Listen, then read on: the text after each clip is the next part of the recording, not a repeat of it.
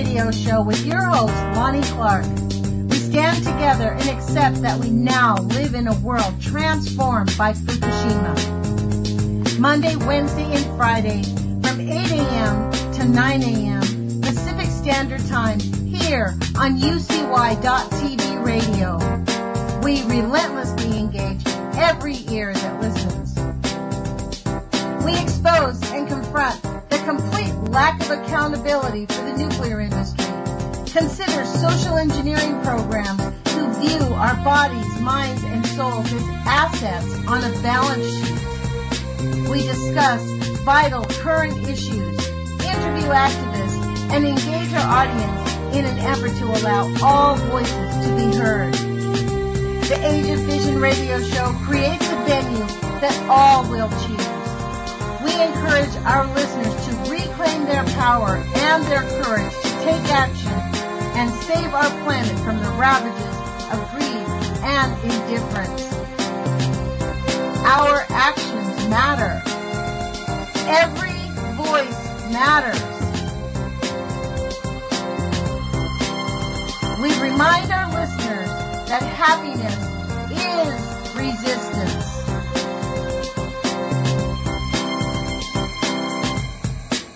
Love is greater than fear.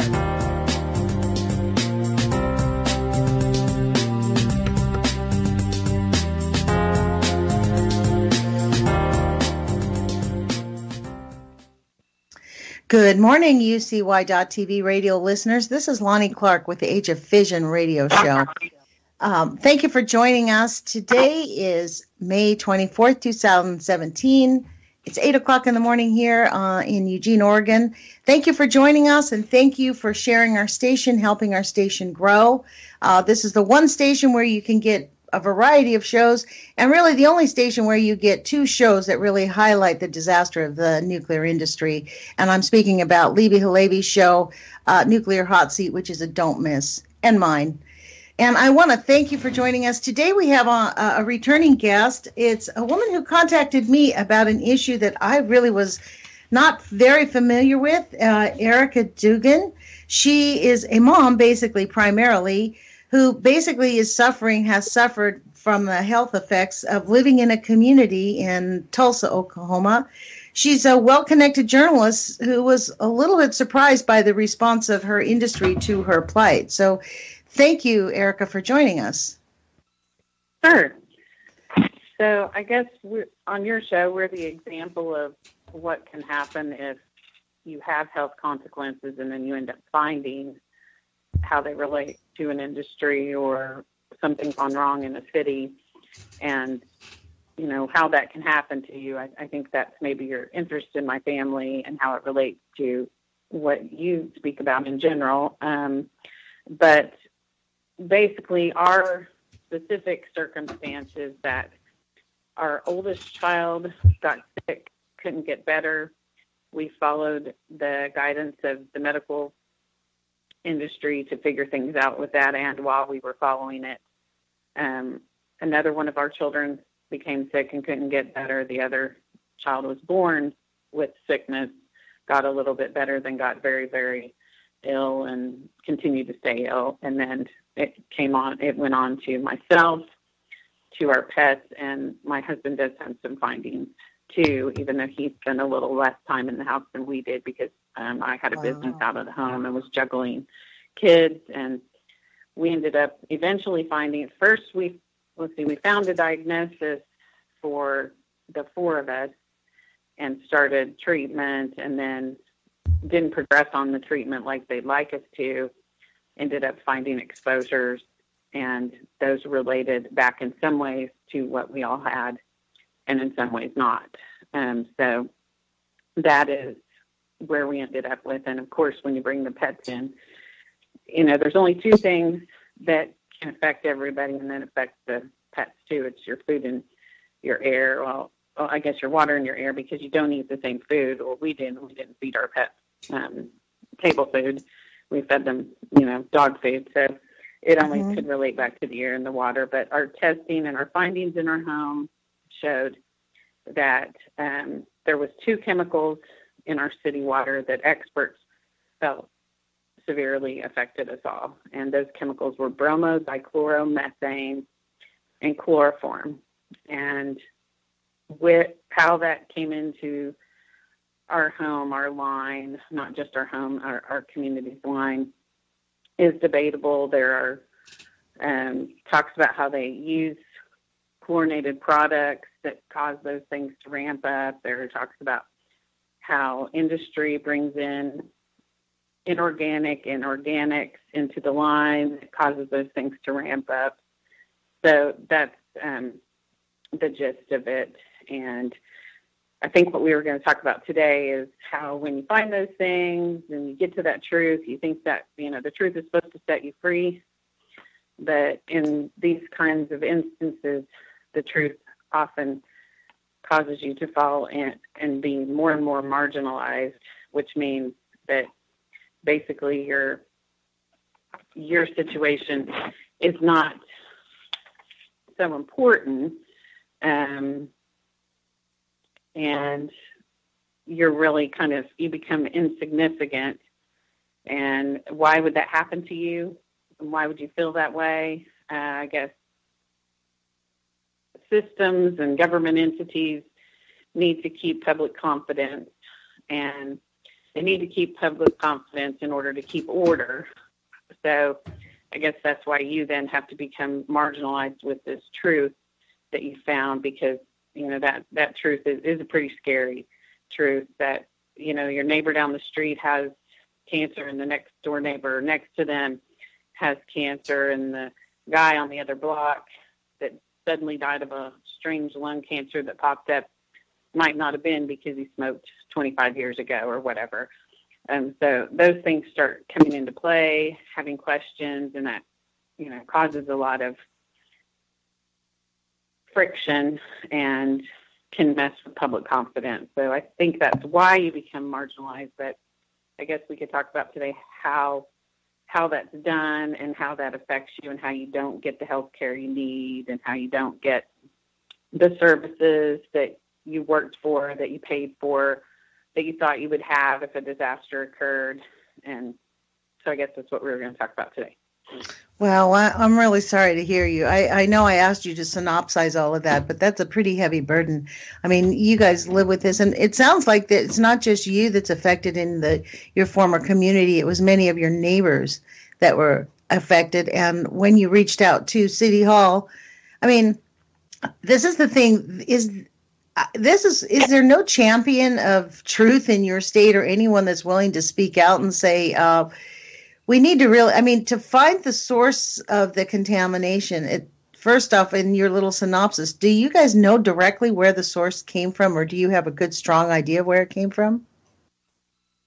I guess we have an idea because of some things that experts have brought out to us, and because of what we've seen in other areas that have been investigated more. I would say our finding was not as well investigated as it should have been. If you can look at Flint, Michigan, those were similar findings. But we didn't have the investigator to come in and figure out, who abused power, who didn't get to the end of this. No, we never had that. Did you guys have brown water? We did at some point. We did have brown really? water. Yeah, and along the way we just thought, oh, that's because it's like dirt coming in from the lines. Yeah. And there were holes in the lines as we went through this. The pipes have been replaced, just like they replaced the pipes in Flint, and actually they did ours, I think, before that. And I think that does definitely help. If you saw what those pipes look like, you wouldn't want to drink the water that was going through those, and they were broken down and they were in pieces. I don't know how the water was moving through the system when I saw some of those pipes being pulled out, just as a lay person, not as some expert that understands the plumbing system, the pipes, And so it was definitely needed, and definitely a good move to make those replacements. But, it's not the whole scenario, as we learned from experts who worked in water treatment plants and water companies. And we learned that these experts in the water treatment plants had been telling their own supervisors for years, hey, this is getting in here and it doesn't belong here. We've got to spend money on these granular activated carbon filters. And then even some of them would say, okay, let's try it. But then the filters filled up too fast, started costing too much money, so they couldn't do that. It wasn't financially feasible. So we learned a lot at trying to figure out, how can we make this safe again? How can we stop being sick? How can our neighbors stop being sick? How can we get better? Is there a way to make it better? We were questioning that just for our own, our own safety, our own family. And we chose to learn about that and try to learn what our community was or was not doing to figure out if it was an answer to stay there and trust our community, or if our community was untrustworthy. And what we found out is this is a pretty widespread problem. Yeah. It wasn't just in our community, and it was something that was known, but there was a lot of people who were using it for financial opportunity, for a business model, to, sell more pipes, to sell more gaskets, to sell more substances like chloramine, and not really looking at, I don't know, there was a twofold piece to that. There was, what do we need to make it better, but what can we sell while we're trying to make it better? And that was kind of a disturbing way for us to see how those things are looked at. But honestly, that is the way it's looked at. That is the way we do things. And it's not just our country. If you look back, it's how we solve problems. If you look back at Queen Elizabeth and Winston Churchill, there was the coal industry in England, and there was a problem with that pollution, and it was attaching to, I guess, air molecules or something. And, I'm not really technical enough to speak on that, but it was causing the fog, and a fog that was poisonous, that was dangerous, that was making people ill, that was putting extra burdens on the health system there and causing lots of deaths. And so this isn't a new problem. Our problem is we want lights, we want energy, we want phones, we want, we want to have the modern lifestyle. Right. We don't want to have candles. So we have to find solutions, and we have to find solutions that are safe, and it's our government's responsibility to find that balance for us and help us maintain that balance. But it's a very hard balance, and it does cause health consequence when it is not in balance. Well, I think part of their responsibility is to change the narrative that profit over people is a disaster. Like what we're seeing now is that people, you're being part of what we want to talk about is how you get marginalized. Really, literally, it's almost like a governmental cultural method. I'm taking a public policy and democracy class. The teacher always says this, that culture eats policy for lunch. You can have everything written on the books, but if the culture within the governmental agency is to just marginalize the people, push it off, don't ignore it, don't face it, it doesn't matter how many laws on the books we have written. And right. You're living through that yourself right now. So yeah, and I guess explain how that's being done to us. Like, here's a clear example. In the past few weeks, I don't know, something has changed in policy or discussion of health insurance or something where my child and I are on an IG therapy medication that replaces our plasma cells that it's been found. Maybe it's that our B cells are damaged from this exposure and our bone marrow doesn't make antibodies right, so we can't fight infection, so we've had to have this replacement therapy. And all of a sudden they've decided to take the replacement therapy away again. I don't know if it's because they just replaced the pipes in our area that we moved to and they want to see if it works. I don't know if it's because the insurance decided that maybe if this is from an exposure, they don't want to pay for our medicine anymore. I don't know if it's because they made our physician who was helping us fire us. And she's continued to write the medicine for several months, and someone figured that out, and someone's like, no, you can't write it anymore. But yeah, because you fired them, and so they were pushing They got rid of your doctor because she was helping you? Yes, that's happened a number of times. It's not the first time. It's been a pattern, yes.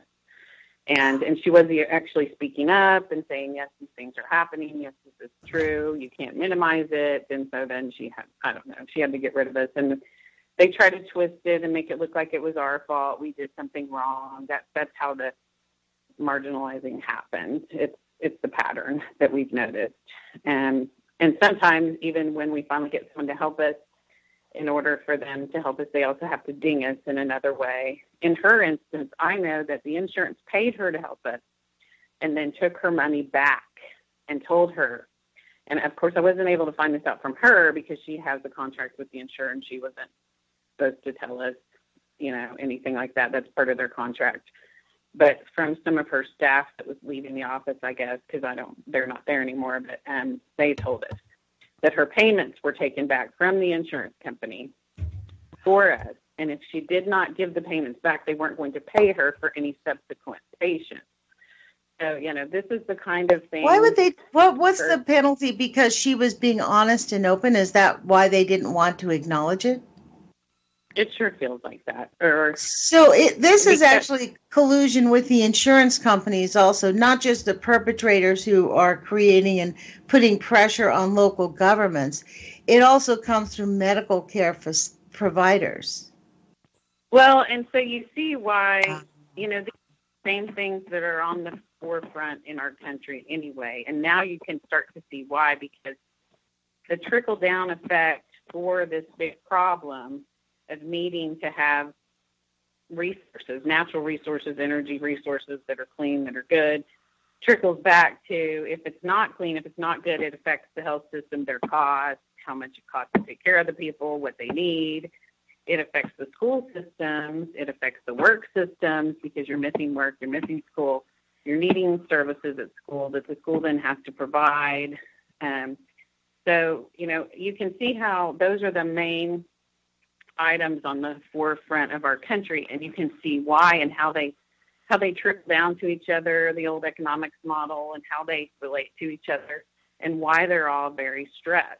And we have to solve the energy balance solution in order to take the stress off of those health models next under that, and then the education model under that. And we've seen that ourselves just in our own home, how that trickles down. Like, if you miss a lot of school, then you got to try to work with the school to make up your time and get an extra teacher to help you.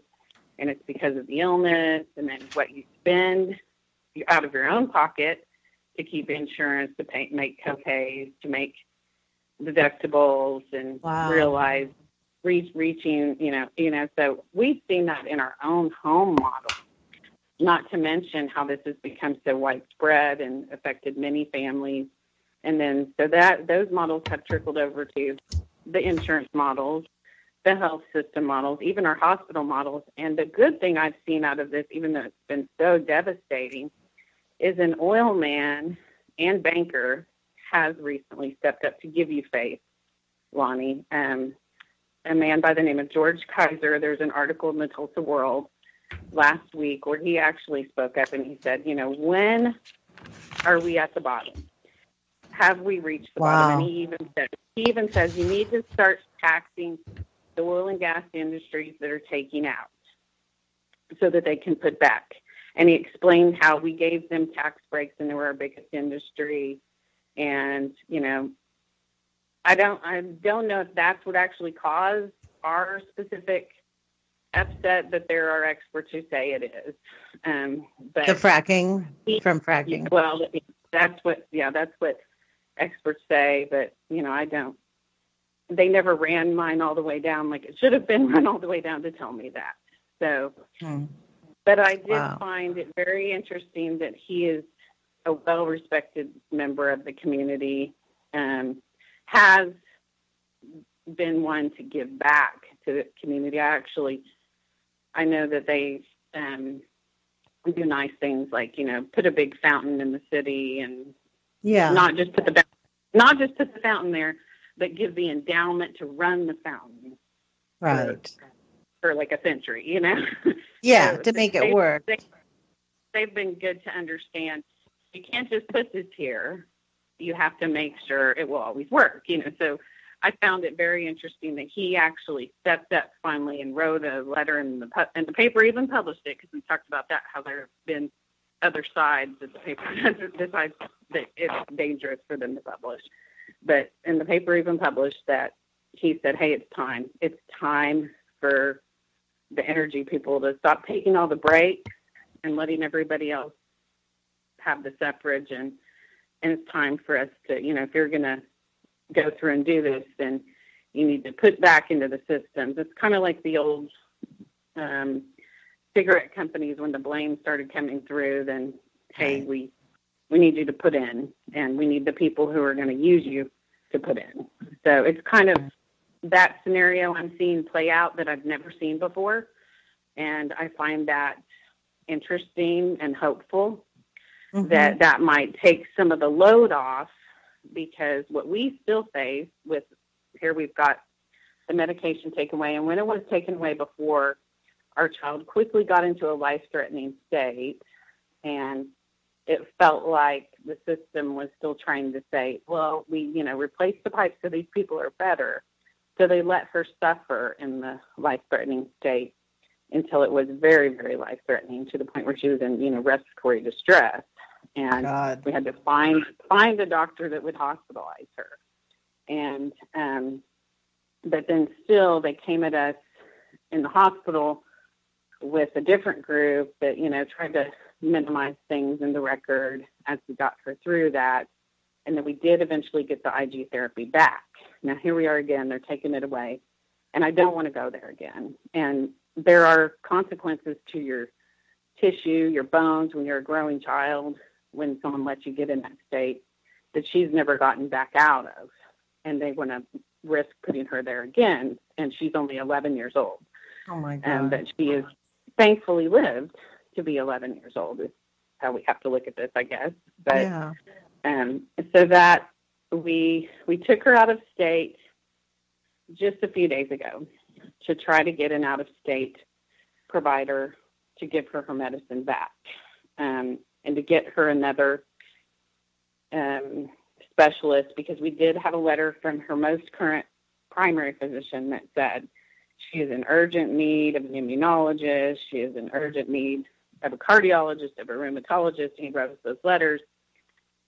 So that helped us to be able to get that. So we got there, we're ready to meet with the doctor, and a fellow comes in the room, and I say, we're here to meet with this doctor. Why are you here? And he's like, well, I work with her. And I'm like, okay, you have to, I'm not taking a substitute. And goes through our story with us, because they're supposed to get a firsthand account. So went through the long story and talked about all the tests she's had that proves we have this condition, and that they are valid tests, and all the documentation we have that we've given them that proves the valid test, and get through that. And then a man comes and pulls him out of the room, tells him he can't talk to us anymore. And we have a witness besides our family, and we actually have other documentation of this happening to prove that this isn't just, some crazy scenario we've made up. And basically the man that pulls him out says he's the clinic manager, and that our doctor works for him, and she wasn't scheduled that day, and we're not allowed to see her. And she's the expert in immunology and rheumatology. Why we picked her, because she understands how those two specialties work together and why these things are playing off each other wrong. Did he say why you're not allowed to see her? And he says that she just wasn't scheduled. And then he says she had a meeting. And then he said she was scheduled in another clinic. So you can see how the stories change. But Erika, why do you think that this pattern of, is it because you're vocal? It's because you have spoken out? Or do you think that all the victims that attempt to get real help from your former city go through this same type of pattern of pressure from the medical industry? Well, I do know that our diagnosis is expensive. That IG product is expensive, so it is a definite financial thing. But I do know that there are people who have been on it for life and don't get questioned, don't get tested, and so that's very interesting.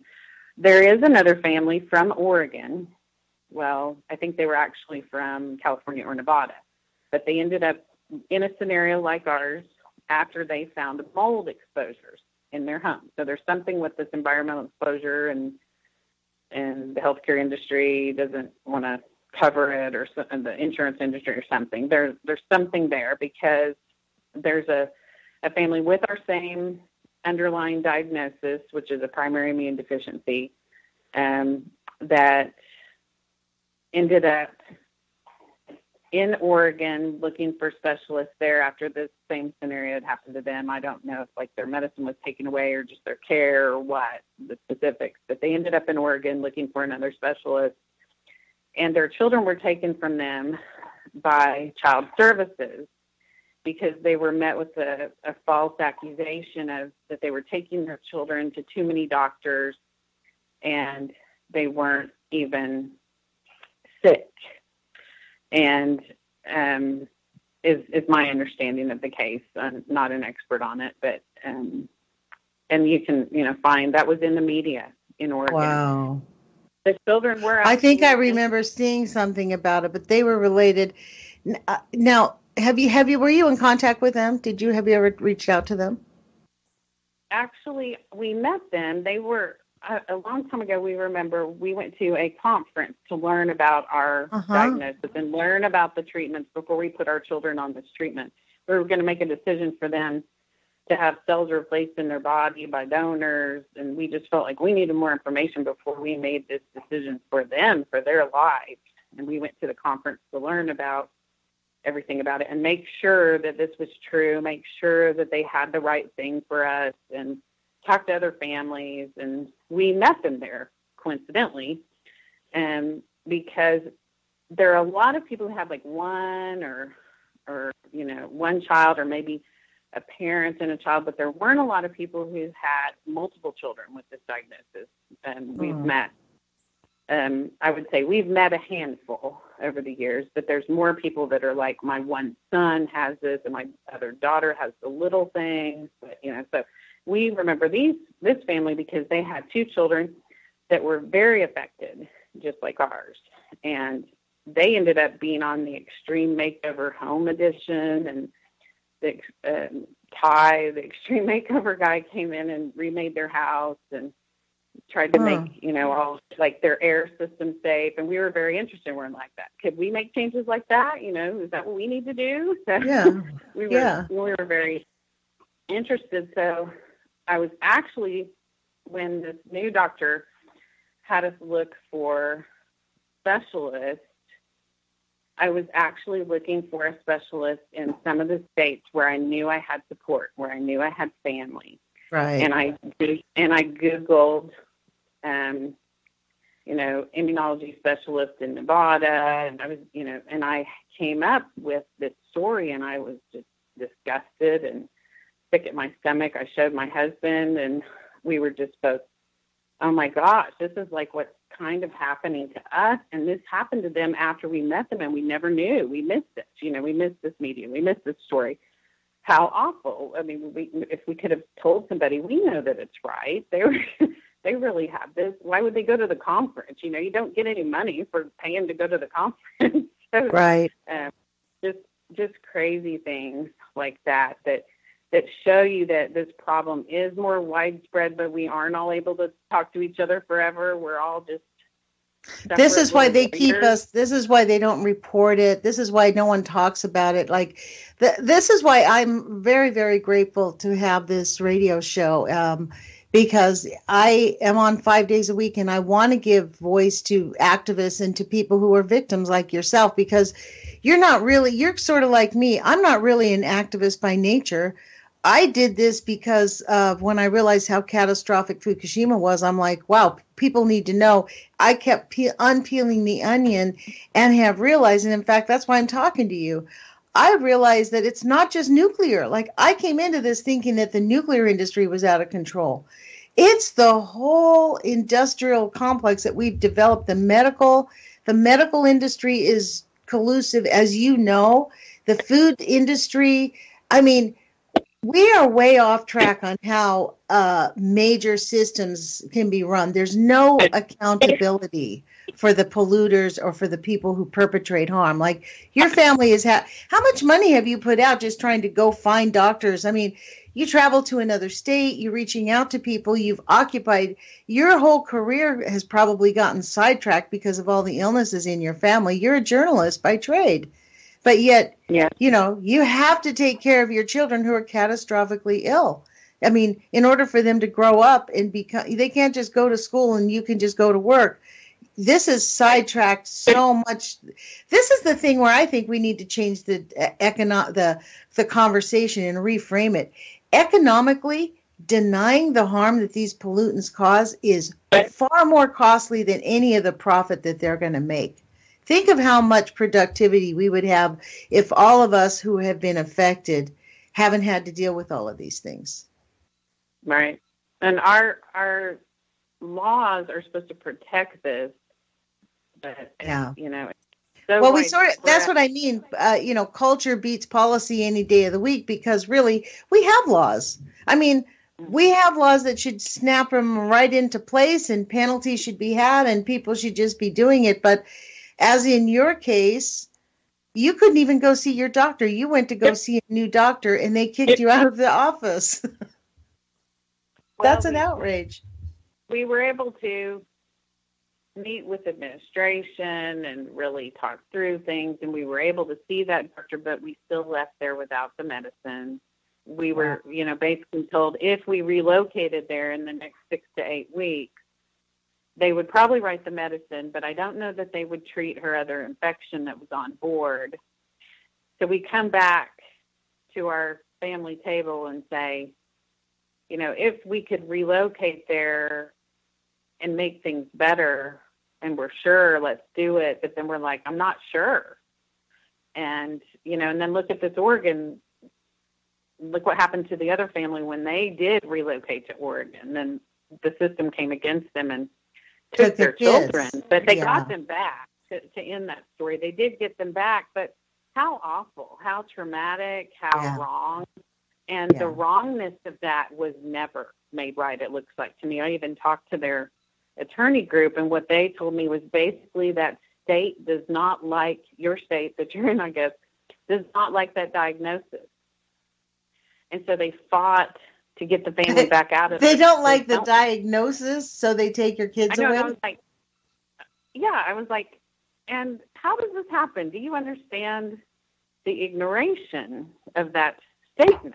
And, oh, I'm sorry, we only like cancer here. We don't like immune deficiency. When you get cancer all the way, we're not going to like it either because you had immune deficiency, I mean, it's just crazy. It's absolutely crazy. This is the hard reality. And so let me ask you this. How many other media outlets have you been on to share your story? How many people are willing to talk to you and get this information out? Well, my reaching out to media has been somewhat frustrating because, as you can see, I'm always busy fighting. Right. The health system is my first priority to fight because we have to maintain our health and we have medically necessary things. But I can tell you I reached out. I finally decided out of desperation.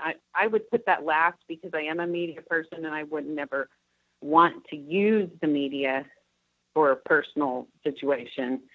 But I became so desperate, I did go to my own media resources who I had, worked for and worked with for years and said, hey, I need help. I can't get through this mess. I've tried every way I know. I've tried all the administrative channels that you're supposed to try, and nothing's working. And here's what I've done. Here's what I found. Here's what the experts have told me. Here's where this went, that went. Here's my story. what can I do that I haven't thought of? And they came back to me and didn't give me, go talk to this legislator or whatever. They said, hey, we know there's a problem there. We've been hearing about it, and we want to dig into this more and try to figure something out. And then they started to tell our story, and I, asked them to, tell it with care. I wouldn't have shared the diagnosis like I did now, like I'm kind of forced to share, because I eventually wanted my children to have a normal life and them to not have their diagnosis, their private health situation in the media forever. But especially the way, with internet, that will live forever. So, yes. We got through that, and they found a way that they were going to tell our story, but, show that it is affecting people. It's not just this random climate change theory. It's not just this Aaron Brockovich story or a civil action story. It is affecting people right here in your town, and this is the many ways it might be affecting people. And that was getting ready to come out, and then I have a message from the editor that worked on that with me, and the writer said that his editor had to block the story because the city called. And the city. The city. Because our exposure was found in the line, the city line. It wasn't a rural, that's easier when it's in your own little septic area, your own rural water tank. But ours was in the city's line. So there's a lot of accountability there. There's a lot of responsibility. So it was, going back to that marginalizing, it will ruin public confidence in the utilities that they pay for. If you let that story come out, it will ruin public confidence in the nice developed areas that these people live in. It will ruin the future development of that area that's already planned, that the city makes a profit from. If you let this come out, people won't buy houses out there. So this is the same argument they're giving people in St. Louis. Don't talk about it because it's going to wreck the value of your home. The reality is, this is, I think, the dirty little secret, though, here, Erika. I think all across America, our infrastructure is not just weak, but it has been harmed. Like our water supply is detrimentally harmed across. They don't want to talk about it because it's completely devastating. And so they're trying to let's don't talk about it. But at a certain point, it's going to be I think what we need to do is change it around so that we can develop industries to help cure the ills of the last 100 years. I'm not into guillotines. You know what I mean? I don't want to throw anybody in jail because they made a bunch of bad administrative decisions without regard to human health. I think it's imperative that this is why I'm so grateful you're willing to come on my show. Your story highlights exactly so many people, and we must change the narrative so that we can gain our health back. Your children, your grandchildren deserve a life that your children have not had. You know what I mean? Yeah. So. And that's what, there was a woman in our subdivision. In our subdivision, it was a nice master plan community that I knew the developers. The developers tried to do everything right. You can't blame the developer. They preserved the trees. They made it a nice, healthy, beautiful place. They put sidewalks through the tree areas not to kill as many trees. They really tried. And a woman that lived in the area, she would come to our soccer games and tell us how she wanted us to sign petitions for different things. And this was before my kids were, all very sick.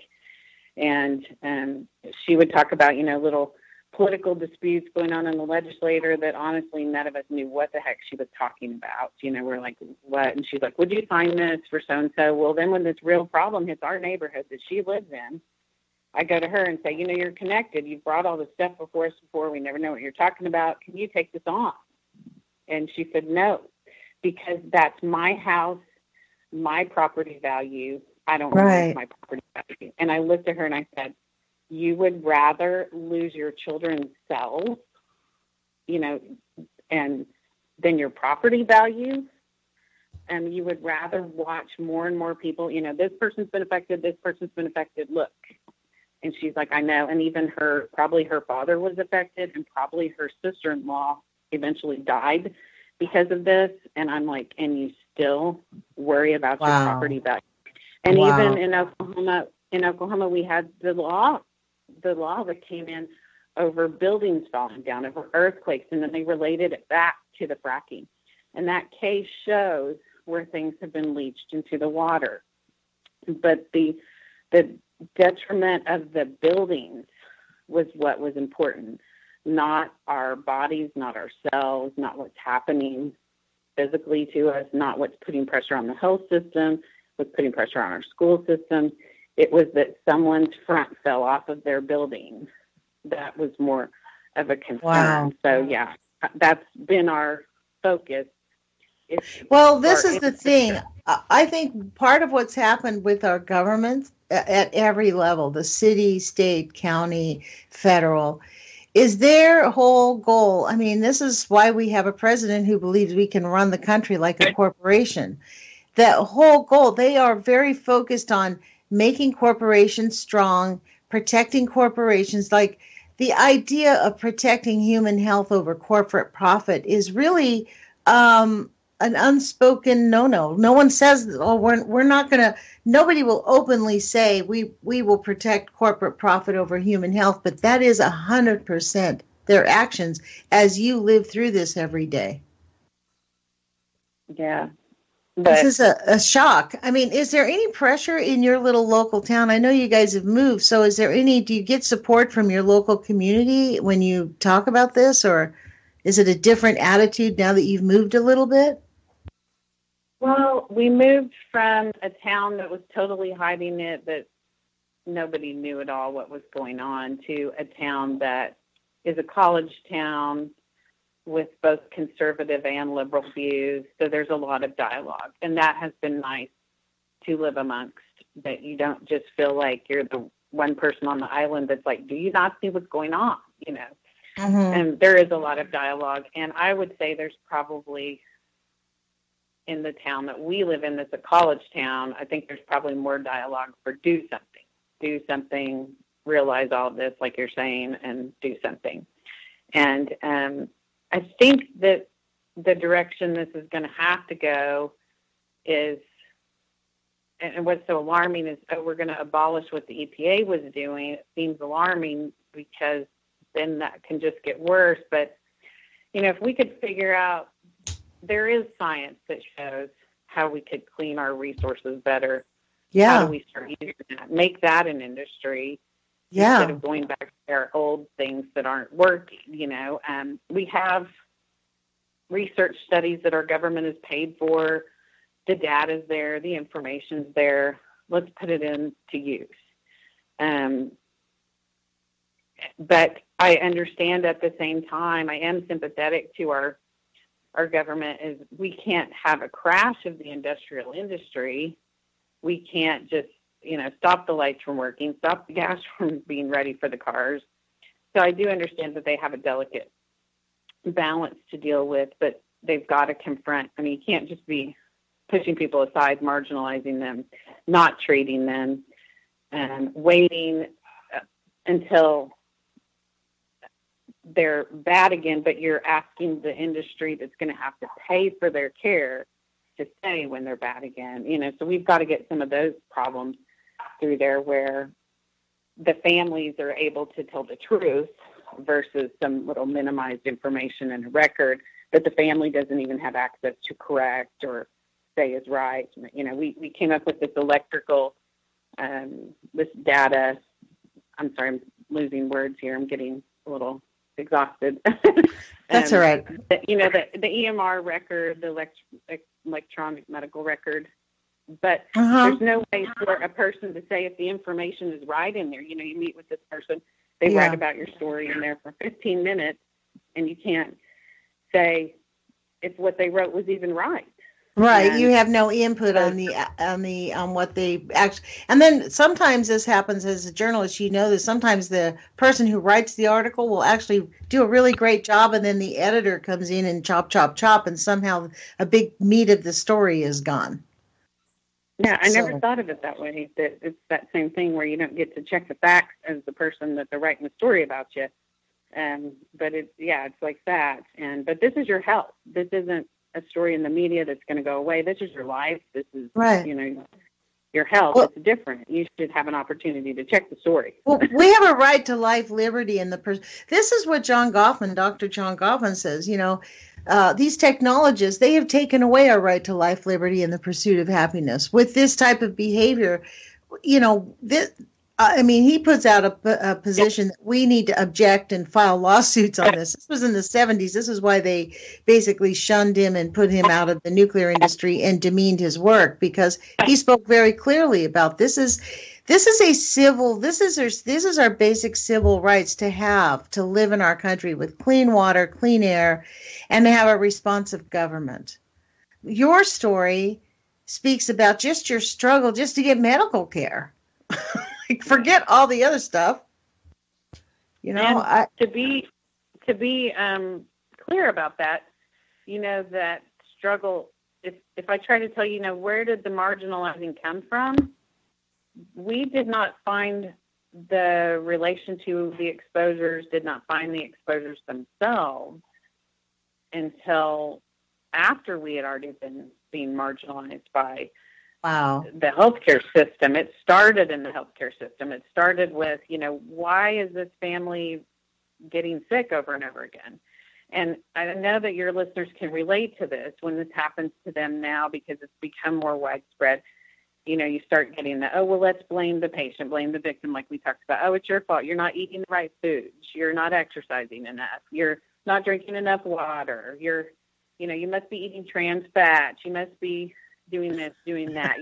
We've all lived it up to this point. We know it depends on how many times you come in for the same thing, and then they go through that scenario. Blame you, blame the victim, and then when that doesn't hold up anymore, then you might get a diagnosis for why that continued to happen, and then you have to fight for your treatment because you've come in so many times that the system has spent money on you all those times when they were blaming you. And then now you've gotten to the point where you want treatment, you want us to pay for more, so then you have to fight for that. And then if the treatment, everybody's cells are different, everybody's body's different, we all have different DNA, and it works different on different people, and you need different tweaks and things. But our system is so, financially stressed that it's our experience that they want you to respond a certain way to the treatment, and then if you don't respond, then I guess it's not working, and that's not always true. So there's a lot more to it, and frankly, physicians need their role back where they get to say, well, this treatment isn't working like this, so I want to add this. I want to change the dose. I want to give them a little bit more for this particular individual. They need their liberties back that they've lost. And I really do feel sympathy for the medical people, as they're called in this scenario of whose fault is what, because they're trying to survive every day the same way we are. I understand that, and they're under the constraints of, well, you can do this for this person, but you can't. And how awful to have to do your job that way. You're supposed to be a healer, you're supposed to be a lifesaver. And you're being told every day what you can and cannot do, and you basically have to become skilled in lying to the patient. Yeah, to try to that's convince exactly them. Right. And that's so wrong and so awful. And that's the model that we need to change. We need to change that the physician needs their right back to take care of the patient, like they took an oath to, and the systems need to figure out how to fund them to do that. Or if these people keep being polluted and exposed, we need to figure out how to, curtail that so that it takes some of that stress off the system. But that, as you've heard Trump say, I've inherited a mess. This is a mess. Well, I don't think he's wrong. And I think, he came in with good intentions, wanting to be the leader, and he's like, how do I lead this? How do I put everybody in the right place? It doesn't. So many places. For me, I think we've seen it doesn't matter which party's in the White House, which president is in the White House. The the White House is captured. We really have to have a change of conversation. We really have to change the in my view, the culture. We have to put life over profit. So far, like your doctor, the doctors are not allowed to tell you the truth because they'll lose their jobs. Well, who along the food chain? When we make profit for healthcare and profit, we basically have healthcare for profit. DeVos wants to make schools for profit. We have prisons for profit. And we see that if you're doing something that's not working, just stop doing it. It's not working. We're destroying our country.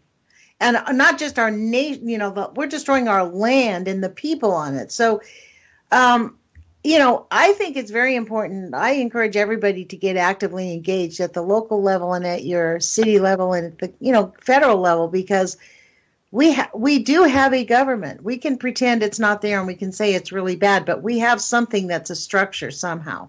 So when we contact them, we change their culture. We let them know that that's not acceptable. And what is your suggestion for people that want to get actively engaged and make an effort to a difference? I mean, we can go stand out with signposts. That doesn't seem to help. We had 5 million people in the streets the day after Trump was elected. Not much change. So what can we do? What do you suggest?